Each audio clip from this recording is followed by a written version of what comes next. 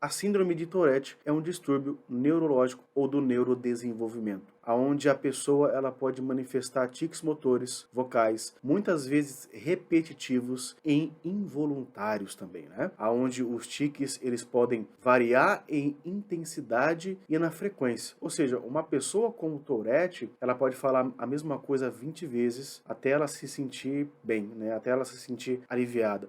Os indivíduos que têm esse distúrbio, né, esse transtorno, eles podem piscar os olhos muitas vezes, eles podem chutar, eles podem xingar, eles podem franzir a testa. E estudos apontam que 1% das crianças em idade escolar, sim, podem ser afetadas por esse distúrbio crônico. A pessoa com a Tourette, ela tem realmente uma piora quando ela está estressada ou quando ela está muito ansiosa. E em excitação, né? Então, se ela estiver muito excitada, por exemplo, até pode ser questões sexuais, pode ser questões do ambiente mesmo, ela pode ter essa piora realmente dos sintomas. Por isso, muitas vezes, essa pessoa ela tem que ser direcionada por terceiros, família, amigos, amigos ali do trabalho, e colocar a sua atenção em atividades que devem exigir mais atenção ainda. E é quando as manias e os tics, elas são temporariamente suprimidas. Por quê? Porque elas não deixam de existir, mas você tem um suprimir, uma inibição quando é direcionado para outro tipo de evento, para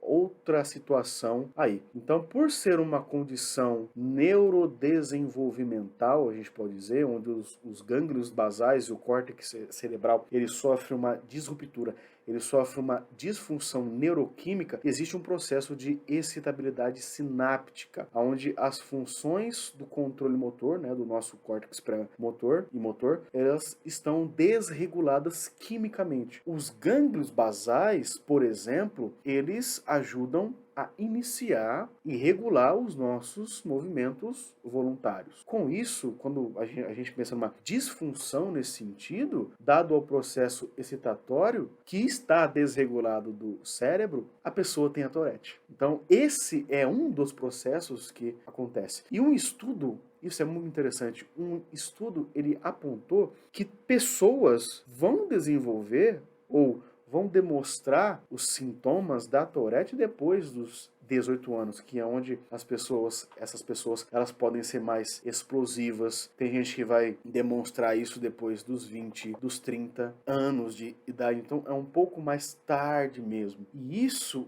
é algo que nós temos que colocar aqui, porque essas pessoas apresentam distinção de outros tics, como a falta de sensação premonitória. O que é uma sensação premonitória? Sensorialmente ocorre, né, na pessoa com a Tourette, antes do tique, um incômodo que é tão desconfortante, assim, é desconfortável, que a pessoa ela não consegue resistir à ação. Ou outras pessoas sentem um formigamento em alguma parte do corpo, uma coceira. A pessoa com Tourette, ela pode até resistir se ela não tem um controle disso, que a gente vai ver isso ao longo do vídeo, que é trabalhado posteriormente, mas ela só vai se aliviar quando ela fizer o tique, porque o tique, ele alivia, ele avisa e alivia o cérebro que está tudo bem. Então isso é muito interessante. Tenta imaginar o seguinte, tenta imaginar que vem uma vontade assim, sem precedentes, você não consegue controlar. Vem e você precisa xingar uma pessoa que você vê na rua. Você precisa xingar alguém, você precisa chutar alguém, você precisa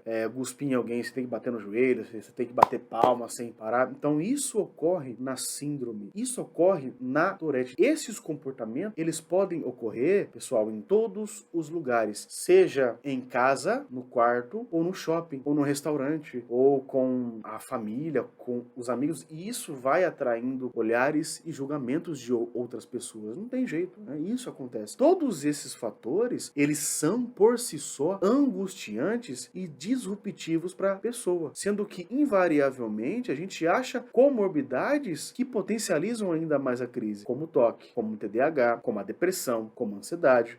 Isso prejudica ainda mais o indivíduo, como a própria o xingamento, né, a cropolalia. E isso vai contribuindo para a pessoa se afastar, para a pessoa ela se condicionar que não pode aí externalizar o comportamento dela. É onde que ela fica resguardada no quarto em um processo de depressão muitas vezes. Quando a gente pensa em tratamento, existem vários que podem ajudar, né, nessa melhora dos sintomas. Então, os remédios, os medicamentos prescritos, que eu não vou mencionar, claro, aqui no vídeo, né, eles ajudam a reduzir aí a química que contribui para esse processo não inibitório motor e de tics do paciente. Então, você tem os antipsicóticos atípicos, que bloqueiam os receptores de dopamina, e quando você tem esse bloqueio, eles ajudam muito mais do que às vezes um tratamento psicoterapêutico ele não vai alcançar, né? Quando a gente está fazendo terapia, a gente não consegue abrir o cérebro do paciente. E assim, o paciente com a Tourette, com a síndrome, ele precisa muitas vezes de um alívio já. E o processo terapêutico, mesmo que a pessoa ela melhore em um mês, a pessoa não pode esperar um mês para parar o tique, por exemplo, né? Então, o medicamento ele chega aonde a psicoterapia ela não pode chegar, ou ela não chega. Mas vale ressaltar que cada pessoa tem o seu próprio tratamento medicamentoso. Então, junto com esse tratamento medicamentoso, nós temos as intervenções comportamentais como a TCC. E a TCC ela vai trabalhar na reversão de hábitos disfuncionais. Olha que interessante, também na Tourette a pessoa tem hábitos disfuncionais que podem sim trazer ela para sintomas mais agressivos com o indivíduo que tem a Tourette. Esses hábitos melhoram com a TCC, juntamente prevenindo a resposta imediata ao desejo do tique. Eu preciso fazer isso. Então, ajudando a não necessariamente acabar com a mania ou com o tique, mas a gente ajuda a amenizar os padrões de pensamentos e sentimentos relacionados ao tique mesmo, né? Então, as pessoas vão me julgar se eu fizer, e se eu não fizer, eu não vou conseguir, eu não consigo não viver sem o tique, por exemplo. Esse processo vai melhorar a cognição desse paciente. E quando você tem a melhora contínua desse paciente, nesse sentido, existe uma psicoeducação.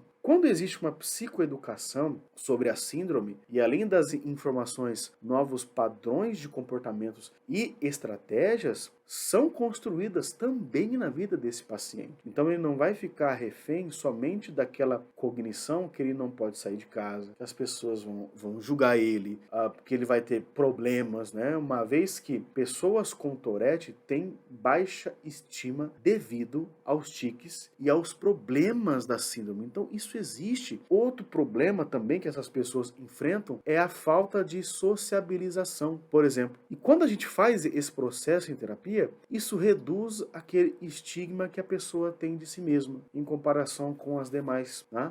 Eu não sou melhor, eu sou ruim, eu não sou igual àquela pessoa. Por quê? Porque eu tenho um tique, porque eu tenho que apertar meu joelho, porque eu tenho que bater palma, porque eu tenho que chutar, porque isso, porque aquilo, e assim vai. Então, a Tourette, ela não tem uma cura definitiva, mas os sintomas, eles são gerenciados e controlados com tratamento comportamental. E é só através dessa terapia comportamental que os tiques eles vão amenizando gradativamente. As manias, eu passo um lugar, eu tenho que contar e falar 30 vezes a mesma coisa. Gradativamente, porque previne a resposta. Muitas vezes, o paciente com a Tourette, ele sente uma ansiedade tão severa que ele, para não expressar o tique, por exemplo, ele não sai de casa. Com isso ele não trabalha, com isso ele não estuda, com isso ele não se relaciona. Então, não é sobre não ter os tiques, mas sobre estratégias para amenizar e quase não realizar. Tem vários estudos, né, que contribuem nesse sentido, que proporcionam